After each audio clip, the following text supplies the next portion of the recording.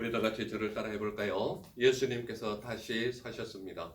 예수님께서 다시 사셨습니다. 예수님께서 다시 예수님께서 죽음에서 부활하셨습니다. 믿습니까? 아멘. 네. 믿음이 있는 사람은 강하고 담대하게 부를 것이요, 믿음이 없거나 부끄러운 사람은 입 열기가 힘든 것입니다. 그러나 오늘은 분명히 예수 그리스도께서 부활하신 그 주일날이 바로 오늘인 것입니다. 오늘 본문 말씀 마가복음 16장 14절부터 18절 사이에서 우리에게 가장 중심적으로 말하고자 하는 것이 바로 14절에 있습니다. 14절 같이 한번 읽겠습니다. 시작. 그 후에 11제자가 음식을 먹을 때에 예수께서 그들에게 나타나사 그들의 믿음 없는 것과 마음이 완악한 것을 꾸짖으시니, 이는 자기가 살아난 것을 본 자들의 말을 믿지 아니함일러라. 그래서 오늘 제목이 뭘까요? 살아난 것을 본 자들의 말. 예, 살아난 것을 본 자들의 말입니다. 살아난 것을 본 자들의 말. 많은 사람들은요, 자기가 가지고 있는 강한 주장을 할 때 눈으로 봤냐? 즉 말하자면 네가 봤냐? 이렇게 묻는다 이 말입니다. 왜 그렇습니까? 네 눈으로 확인했냐 이 말이거든요. 그러니까 그 말이 진짜냐 거짓말 아니냐 이것을 모를 때 강한 어조로 네가 봤냐? 네 눈으로 확인했냐? 이런 질문을 하는 겁니다. 눈으로 봤냐? 확인했냐? 이것을 가지고 치고받고 싸울 때가 있죠. 자기 자신을 강하게 주장할 때. 어느 때가 그렇습니까? 오늘날 우리가 쉽게 볼 수 있는 게 어떤 때가 그런 주장을 많이 합니까? 차와 차가 부딪혀서 교통사고 일으켰을 때. 누가 무엇을 어떻게 봤냐에 따라서 엄청난 피해의 모습이 다르게 나타나는 것이 바로 교통사고 때에 그렇습니다. 그래서 교통사고 때 자기 자신을 강하게 어필할 때 뭐라고 얘기합니까? 봤냐고. 내가 봤다고. 그러면 이제 그 내용 가지고 또 다투죠. 그러니까 사람들은 자기의 강한 주장을 할 때 꼭 묻는 것이 있습니다. 봤냐? 그러면 여러분들 이 길거리 지나가다가 교통사고 일으켰는데 증인이 없을 때 무슨 이렇게 플래카드가 붙습니까? 목격자를 찾습니다. 여러분들 많이 보지 않습니까? 그러니까 눈으로 확인한 사이에 한 사람의 증인이 있어야 그 사고가 확실하게 누구의 잘못인지를 알 수 있다 이 말입니다. 그리고 흔히들 우리가 생활 속에서 자기 자신을 주장할 때가 언젠가 하면, 저희들 어릴 때 학교 다닐 때는 버스가 콩나물 시루 같은 버스라고 표현을 많이 했잖아요. 뭐 발 디딜 틈도 없습니다. 몸 하나 실으면요, 도착할 때에 어떻게 뭐 내리더라도 제 마음대로 왔다 갔다를 못해요. 워낙 빡빡하게 이렇게 밀려있기 때문에. 그런 데서 혹시라도 자기 물건을 소매치기 당했거나 잃었을 때는 고함부터 칩니다. 차 세워달라고. 차 세워달라고. 내가 가지고 있었는데, 뭘 가지고 있었는데 지갑을 잃어버렸다든지 뭔가가 없어졌다고. 그래 뭐 운전사 아저씨는 별 방법이 없으니까 가까운 파출소 앞으로 가는 겁니다. 그래서 사람들 일일이 다 조사를 하는 거죠.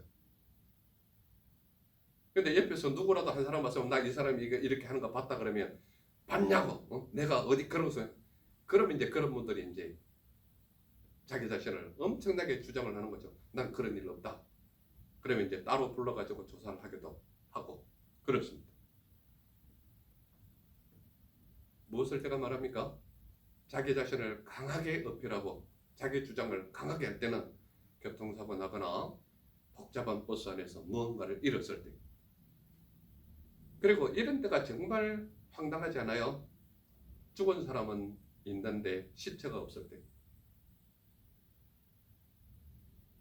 시체 달라고 가서 부탁하는 사람은 묘지기한테 얼마나 자기 부탁할 수 있는 최선의 모습을 낮춰서 당신이 가져갔거나 좀 달라고 이렇게 하지 않겠어요?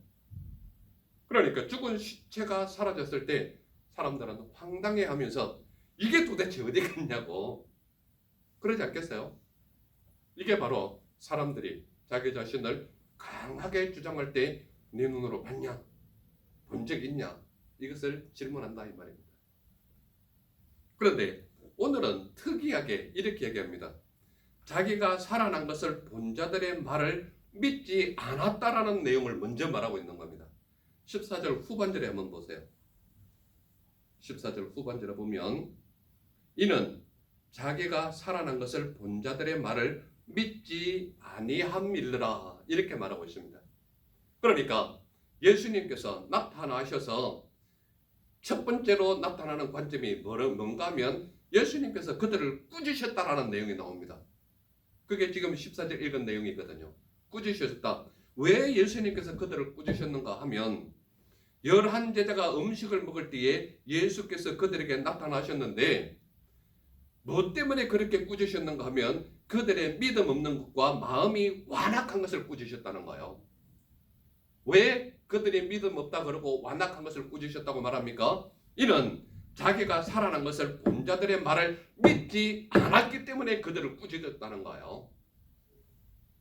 그러니까 예수님께서는 살아 계셨을 때 끊임없이 제자들에게 때가 되면 내가 십자가에 달리는데 또한 때가 되면 내가 다시 살아나리라 끊임없이 이야기를 했거든요. 그런데 예수님께서 십자가에 보혈로 돌아가시자마자 제자들은 뿔뿔이 흩어진 거예요. 그런데 마침 11제자들이 예수님께서 죽음을 확인하고 나서 뿔뿔이 흩어졌는데 마침 어느 자리에서 같이 음식을 먹는 그때에 예수님께서 친히 그들에게 나타나셨다 이 말이에요. 나타나셨는데 그들의 믿음 없는 것과 마음이 완악한 것을 꾸짖었다. 이 말은 뭔가 하면 많은 사람들이 예수 그리스도가 살아났다라는 것을 본 자들이 있단 말이에요. 본 자들이. 제일 먼저 누가 제일 의심이 많았는가 하면 도마 아시죠? 의심 많은 도마라고 말을 하고 있는데 의심 많은 도마가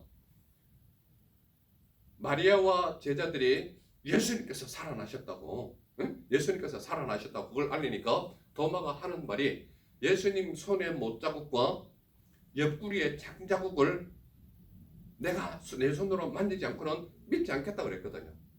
그러니까 도마 앞에도 이미 나타나신 예수님이지만 지금 여기 시기적으로 봐서는 도마에게 만난 이후에 지금 11제자들이 식사를 하는 자리에 음식을 먹는 자리에 예수님께서 나타나셨단 말이에요. 그래서 그들에게 첫 번째로 하는 말이 믿음 없는 것과 완악한 것에 대해서 꾸짖으셨다고 말하는 거예요. 그 11제자들이 예수 그리스도에 대한 그리움이나 사모함이 없는 것도 아닙니다. 그렇다고 예수 그리스도를 믿지 않았다는 것도 아니에요. 그런데 예수 그리스도께서 십자가의 보혈로 돌아가시자마자 뿔뿔이 흩어지면서 예수님께서 다시 살아날 것에 대한 개념이 전혀 없었던 거예요. 그래서 예수님께서 그들을 꾸짖은 이유가 뭔가 하면 그들의 믿음이 없던 것과 마음이 완악한 것에 대해서 꾸짖었다고 말하는 거예요. 그 이유가 뭐라고 얘기합니까? 이는 자기가 살아난 것을 본 자들의 말을 믿지 않았다는 것을 확실하게 이야기하고 있는 거예요. 그러니까 예수님의 입장에서 보았을 때 가장 마음에 걸리는 게 뭔가 하면 3년여의 공생애 동안 같이 따라다니면서 먹고 마시고 예수님께서 말씀을 전할 때에 그들을 늘 따라다녔던 사람들이 그 12제자들이었거든요. 가룟 여자는 은 30에 팔았기 때문에 여기에 자리에 없었기 때문에 11제자로 나와 있는데 11제자가 음식을 먹는 그 자리에 와서 꾸짖은 내용이 뭔가 하면 왜 너희들은 믿음이 없냐 말이야. 살아난 것을 본 자들의 말을 왜 너희가 믿지 않냐 이 말을 하고 있는 거예요. 오늘날 예수 그리스도께서 십자가에 돌아가시고 성전까지 다 기록한 그것을 오늘 성경 66권으로 완성된 이 시기에 살아가 있는 우리 모두는 그 당시에 있는 제자들보다 훨씬 확실한 증거를 가지고 있음에도 불구하고 살아난 것을 본 자들의 말을 믿지 않는 세대가 되어버리고 있다 이 말이에요. 무엇을 말하고 있습니까? 너희의 믿음 없는 것, 너희 마음이 완악한 것, 그것을 지금 꾸짖고 있다 이 말입니다. 예수 그리스도를 믿는 믿음의 사람들은 예수 그리스도께서 가르친 말과 하나님께서 주신 은혜의 말씀과 예수 그리스도께서 베푸신 그 기적의 은혜를 다 기억하고 있단 말이에요. 더군다나 11제자는 3년 동안 예수 그리스도께서 친히 행하신 말씀과 기적 같은 은혜를 다 체험했던 사람들이 바로 이 11제자였단 말이에요. 그런데 제자들이 살아난 것을 본 자들의 말을 믿지 않았다. 이 말은 가르친 스승으로서는 엄청난 배신감인 거예요.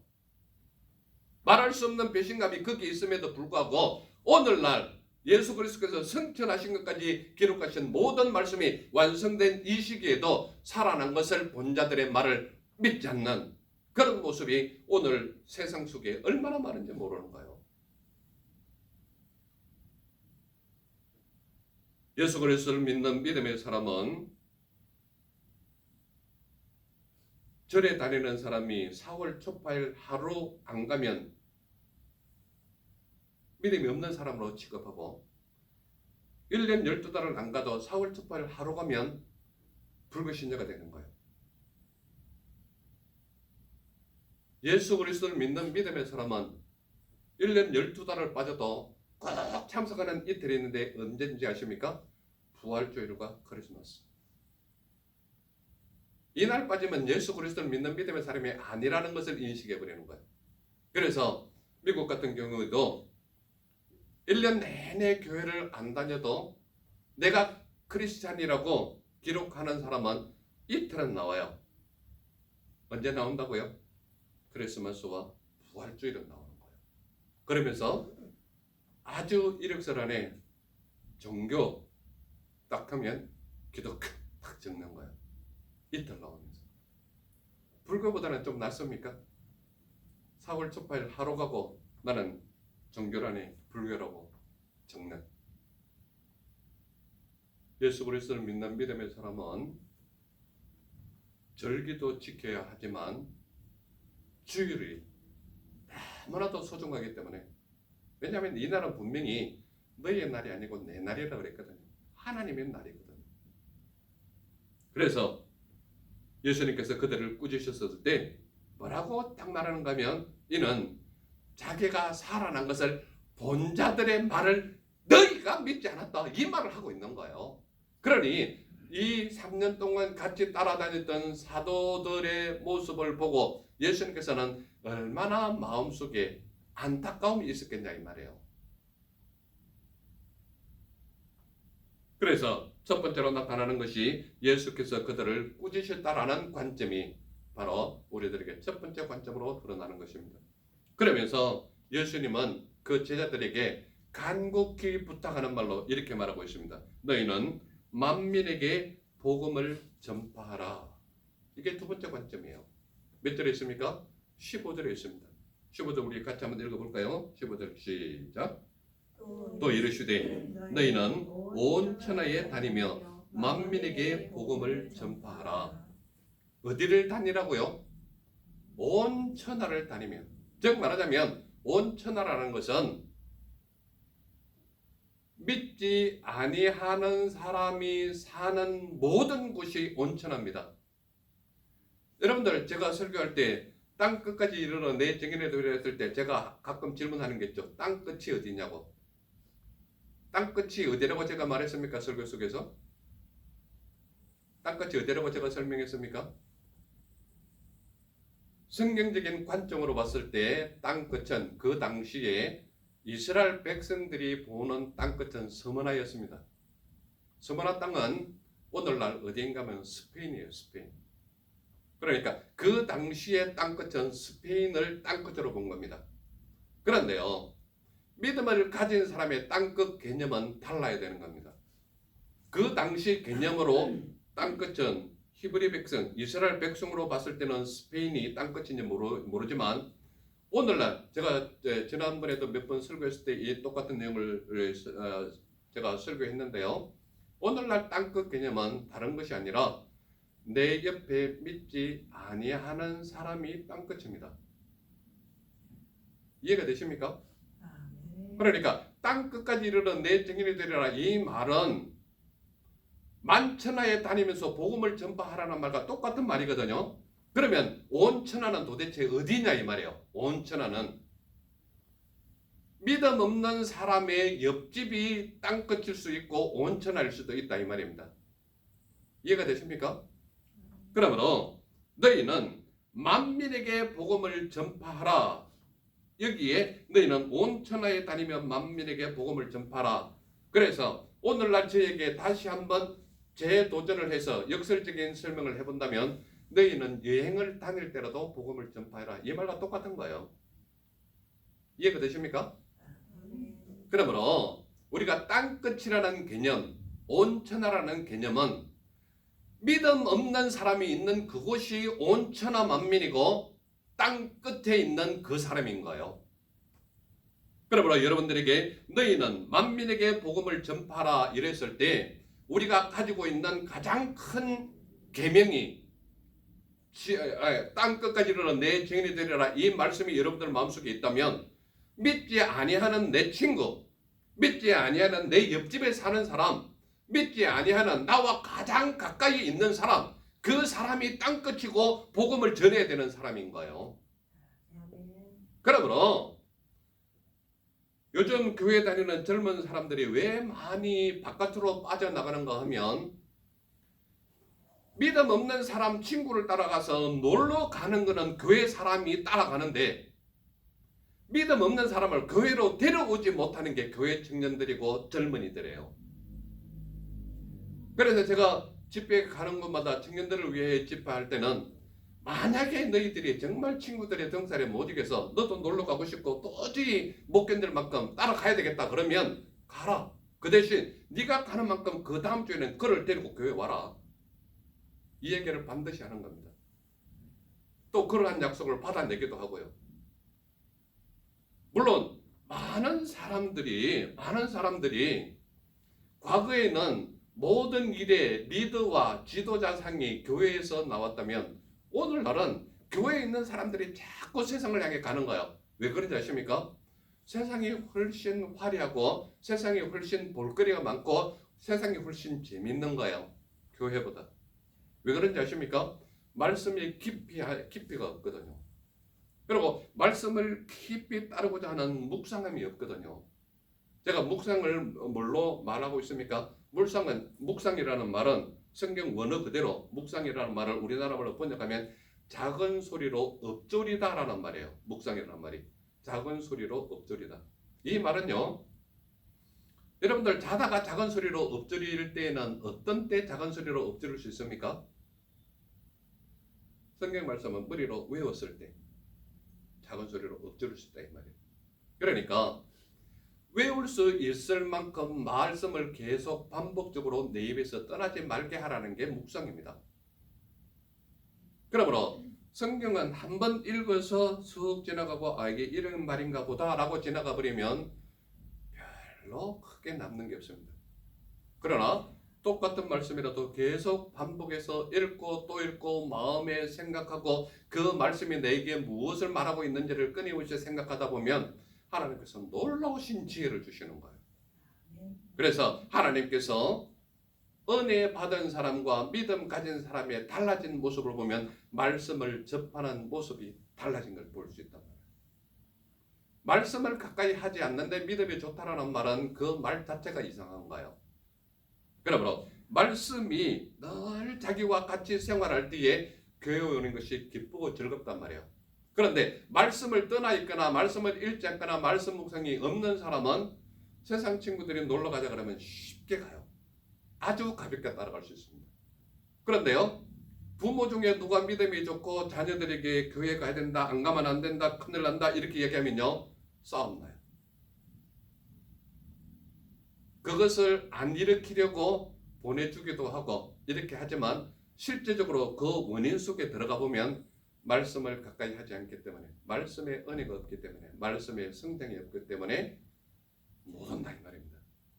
그러므로 말씀을 멀리하거나 말씀의 묵상이 없거나 말씀의 깊이가 없다면 일단 목사님 얼굴 보기 힘들고 말씀 듣기가 싫고 은혜가 안 오는 거예요. 그러니까 교회에 오기 자체가 계속 힘들고 어려운 자리고 딱딱한 자리가 되는 겁니다.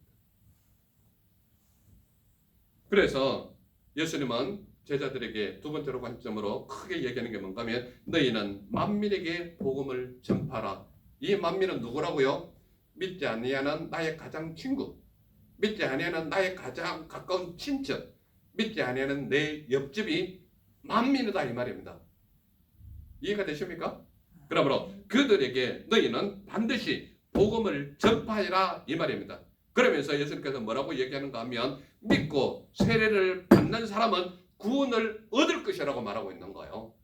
즉 말하자면 세례가 구원을 주는 것이냐? 그건 아닙니다. 세례 자체가 구원을 주는 건 아니에요. 구원은 예수 그리스도를 믿는 믿음이 구원을 얻는 겁니다. 그러나 예수 그리스도를 믿는 믿음 속에 있는 자는 세례를 받으라고 예수님께서 말씀하셨기 때문에 믿는 자는 세례를 받고 구원을 얻는다. 이 말을 하고 있는 겁니다. 이해가 되시죠? 세례와 구원은 사실은 관계는 없습니다. 그러나 믿음을 가진 사람은 예수님께서 베푸신 세례에 저절로 참석하게 되어 있다 이 말입니다. 그래서 우리는 예수 그리스도를 믿는 믿음의 사람은 하나의 내 고백처럼 다가오는 것이 세례다. 그래서 믿고 세례를 받는 사람은 구원을 얻을 것이다 라고 말하고 있는 것입니다. 그러면서 믿지 않는 사람은 어떻게 한다고요? 정죄를 받는다라고 말하는 거예요. 그러니까 예수 그리스도를 믿는 믿음이 없는 사람은 정죄를 받는다라는 것은 안 믿는 사람은 지옥행이야 이 말과 똑같은 것이거든요. 그런데 세상 사람들에게 너 안 믿어? 너 그럼 지옥 가는 거야. 그러면 싸우려고 그럽니다. 그렇지 않아요? 그러나 믿음이 없는 고로 정죄를 받는 것은 틀림없는 사실입니다. 그러므로 예수 그리스도를 믿는 믿음의 사람은 세례를 받는 것뿐만 아니라 예수 그리스도를 믿는 믿음으로 구원까지 받게 된다 이 말입니다. 이것이 바로 두 번째 관점으로 나타나는 것입니다. 그렇다면 세 번째는 예수님께서 어떤 관점을 보여주시는가 우리 한번 볼까요? 믿는 자들에게는 이런 표적이 따른다고 말하고 있습니다. 몇 절에 있습니까? 17절에 있습니다. 17절 같이 한번 읽겠습니다. 시작. 믿는 자들에게는 이런 표적이 따르리니 곧 그들이 내 이름으로 귀신을 쫓아내며 새 방언을 말하며 18절 같이 시작. 뱀을 집어올리며 무슨 독을 마실지라도 해를 받지 아니하며 병든 사람에게 손을 얹은 적 나으리라 하시더라. 그래서 예수님께서 우리들에게 세 번째 관점으로 정확하게 보여주는 게 뭔가 하면 믿는 자들에게는 이런 표적이 따른다는 거예요. 이런 표적. 자, 그 표적의 문제 잘 보세요. 그들이 내 이름으로 귀신을 쫓아내며 새 방언을 말한다는 거예요. 누구에게요? 믿음을 가진 자에게 표적이 나타난다는 거예요. 어떻게 해요? 내 이름, 예수 그리스도의 이름으로 귀신을 쫓아낸다. 그리고 새 방언을 말한다. 이렇게 말하고 있는 거예요. 자, 우리가 방언을 하느냐 못하느냐 순복음에 가면 방언이 구원의 역사인 줄 알아요. 그러나 그거와는 관계없습니다.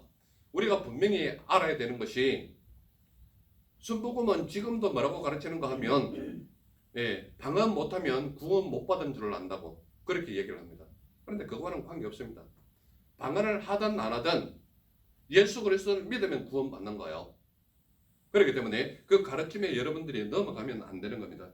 그들이 내 이름으로 귀신을 쫓아내며 새 방언을 말한다 그랬는데 방언에는 성경적인 모습으로 나타나는 방언은 두 가지가 있습니다.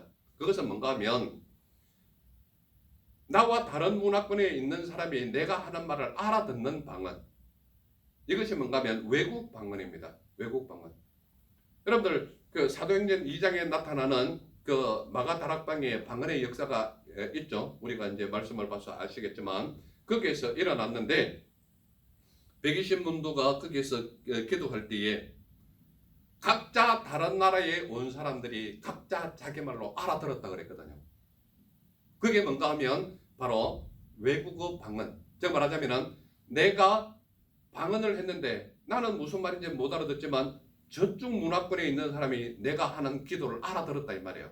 그래서 믿음으로 돌아오게 하는 그게 새 방언입니다. 새 방언. 그래서 그거는 외국 방언이라고 얘기하죠. 다른 문화권에 있는 사람이 알아듣는 방언. 또 한 가지 방언은 고린도전서에 있는 하나님과 나만이 아는 천상의 방언입니다. 그 말은 나도 내가 무슨 말인지 못 알아듣고 다른 외국 사람도 알아듣지 못하는 오직 하나님과 나만이 알 수 있는 방언이 있는 겁니다.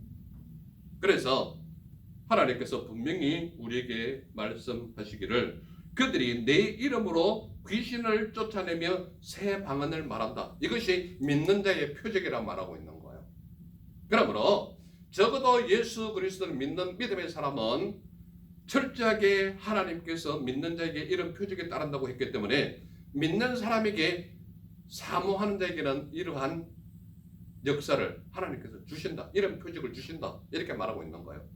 그 다음에 나타나는 것이 뭡니까? 뱀을 집어 올리며 무슨 독을 마실지라도 해를 받지 않는다. 여러분들 지금 제가 독사 한 마리 가지고 올 테니까 집어가지고 한번 삼켜 보시겠습니까? 죽는지 안 죽는지 한번 테스트 해 보시겠습니까? 기독교 역사 속에 이 말씀을 가지고 과도한 극단적인 신앙을 가진 사람이 사막에서 방울뱀 아시죠? 한번 물리면 7조 이내로 즉사하는 뱀이 방울뱀입니다. 방울뱀. 그만큼 독이 심해요. 잡아가지고 비틀어서 이렇게 독을 한번 마셔본 그 집단들이 있습니다. 어떻게 됐을까요? 그 자리에서 많은 사람들이 죽었습니다.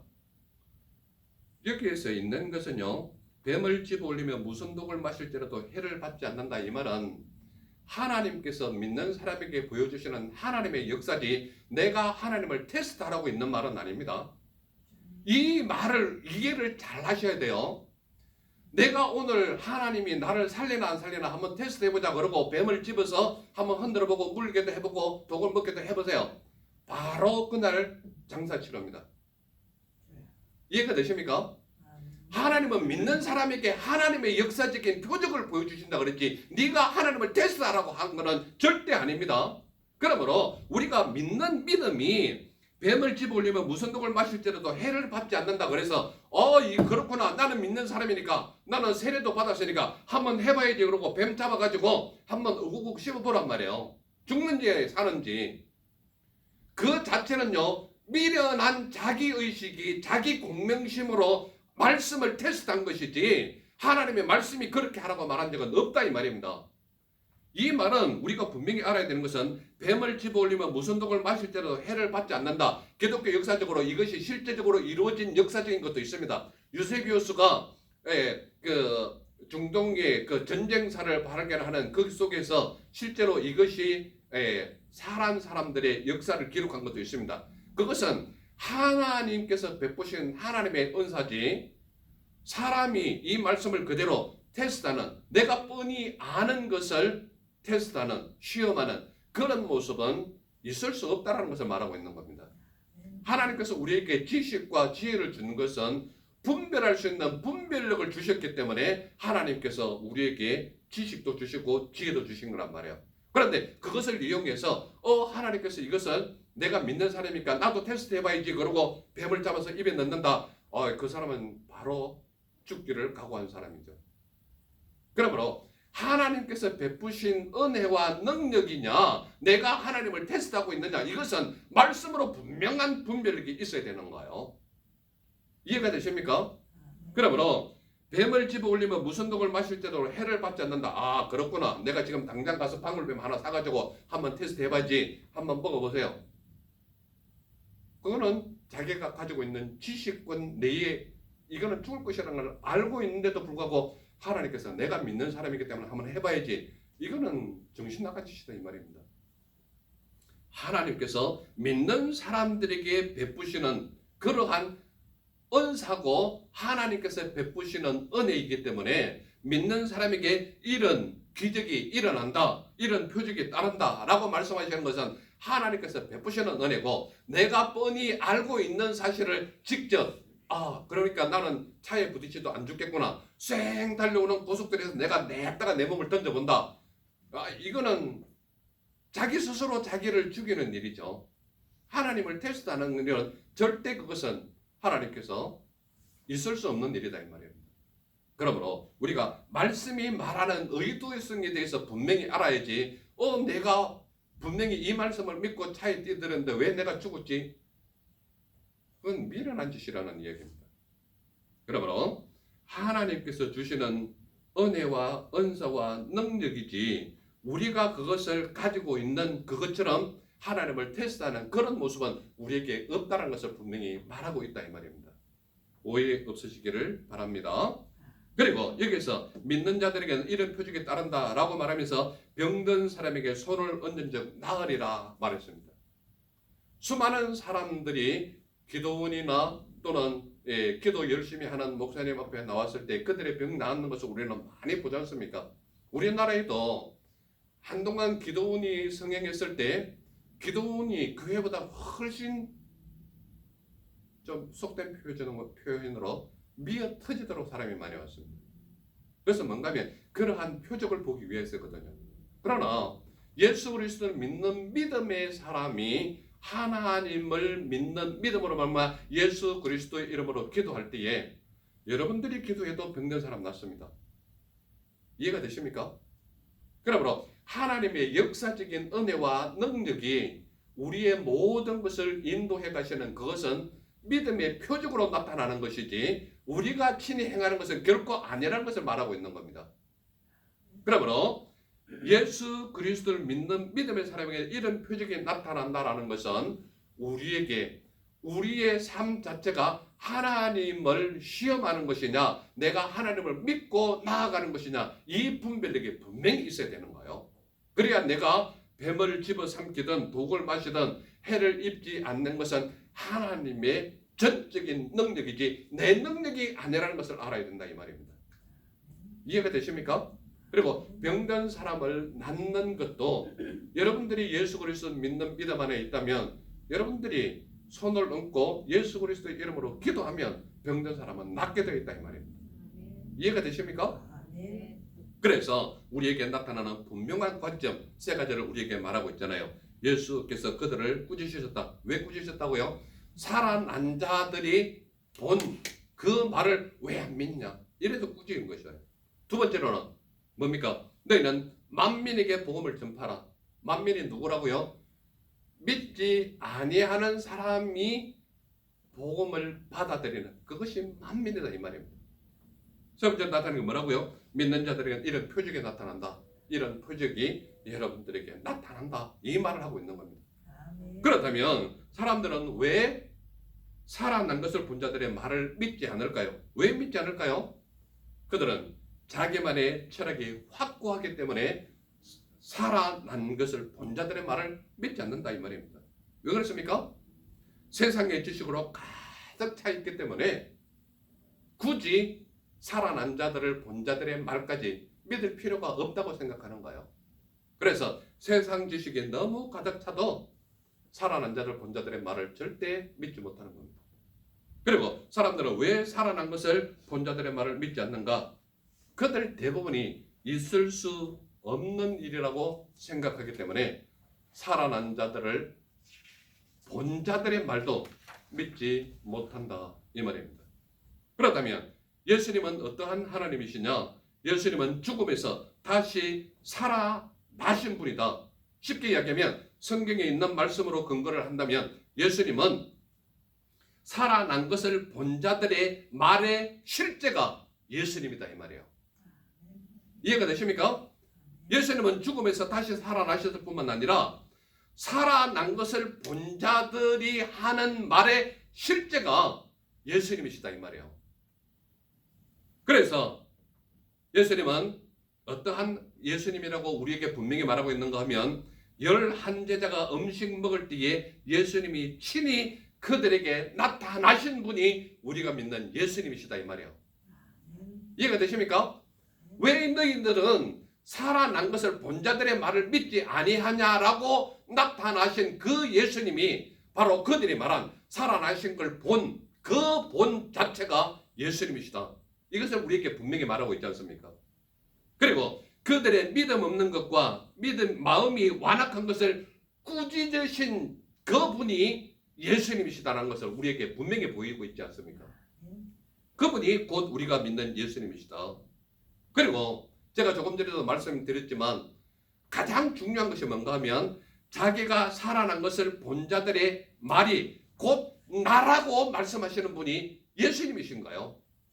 제자들에게 지금 나타나셔서 살아난 자들이 본 것, 그 말하는 그것이 누구라고 말합니까? 나라고 말하고 있잖아요.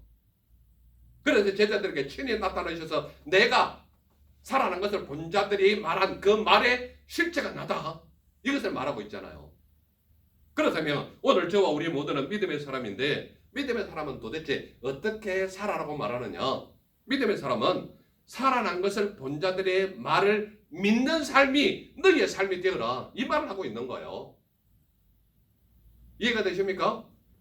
살아난 자들을 본 자들의 그들이 하는 말 그것을 너희는 믿어야 돼. 이 말을 하고 있는 거예요. 어떻게 믿으라고요? 온 천하에 다니며 만민에게 복음을 전파하는 삶이 너희의 삶이 되어라. 왜 아무도 아멘이 없죠? 아멘. 그리고 우리에게 분명히 너희는 이렇게 살아라 라고 말하는 것이 믿고 세례를 받아 구원을 얻는 삶이 너희의 삶이 되어라. 이 말을 하고 있는 거예요. 그리고 무엇보다도 믿는 자들의 표적이 나타나는 삶이 너희의 삶이 되어라. 이 말을 하고 있는 거예요. 아멘. 언제 이 말을 하고 있습니까? 부활주일에 여러분들, 즉 말하자면 부활주일을 맞이하는 여러분들에게 지금 이 말을 하고 있는 거예요. 믿는 자들에게 나타나는 표적이 나타나는 삶이 너희의 삶이 되어라. 이 말을 하고 있는 거예요. 그래서 우리 모두는 살아난 것을 본 자들의 말을 믿어서 예수 그리스도의 실체와 늘 동행하는 주님과 동행하는 그래서 믿는 자의 표적이 나타나는 그러한 삶이 우리 모두의 삶이 되시기를 간절히 소망합니다. 아멘. 기도하겠습니다. 사랑의 주 하나님 감사합니다. 오늘도 우리에게 하나님께서 하늘에 신령한 은혜의 말씀 들려주시니 감사합니다. 말씀대로 살아가는 은혜의 종들의 삶이 되게 하사 주님의 뜻을 이루게 하옵시고 주님께서 기뻐하시는 우리 모두의 삶이 되도록 인도하여 주옵소서. 날 보내주신 주 예수님 이름으로 감사하며 기도드려 사옵나이다. 아멘.